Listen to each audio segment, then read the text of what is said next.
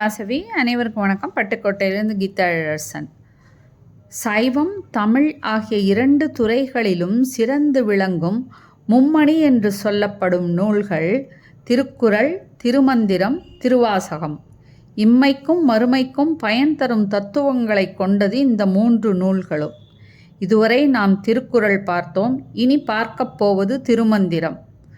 திருமூலர் எழுதியது திருமந்திரம். சைவ திருமுறைகளில் 10ஆம் இடத்தில் வைத்து போற்றப்படுவது திருமந்திரம் எனும் தமிழ் 3000.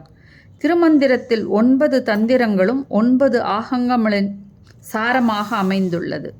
14 சாஸ்திர நூல்களும் தோன்றுவதற்கு முன்பே தமிழகத்தில் சாஸ்திர நூலாக இருந்தது திருமந்திரமாகும். திருமந்திரத்தில் தமிழர்களின் சமயம் பேசப்படுகிறது, தமிழ் தத்துவம் பேசப்படுகிறது, தமிழ் அறம் பேசப்படுகிறது, யோகத்திற்கு சிறப்பிடம் கொடுக்கப்பட்டுள்ளது. மற்ற திருமுறைகளைப் போல வழிபாட்டு சடங்குகளுக்கு சிறப்பு கொடுக்காமல் உள்ளம் பெரும் கோவில் என்று சொல்லி அகவழிபாடு சிறப்பிக்கப்பட்டுள்ளது.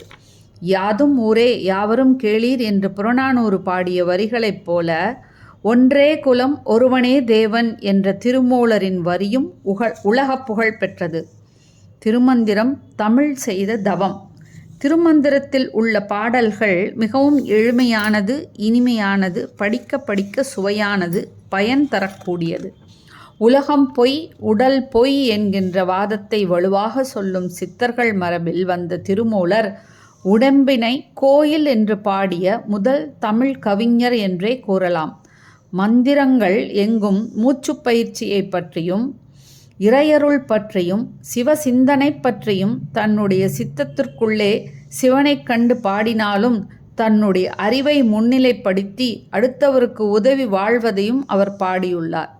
இறைவனுக்கு இணை வைக்கக்கூடாது என்பார்கள். ஆனால் அன்பும் சிவமும் இணை என்று யாரும் மறுக்க முடியாதபடி கூறியவர் திருமூலர்.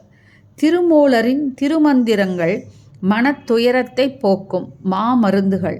திருமூலரின் திருமந்திரம் தமிழர்களின் வாழ்வுக்கு ஒரு வழிகாட்டி, நல்லறிவு பெட்டகம், ஞான விருந்து.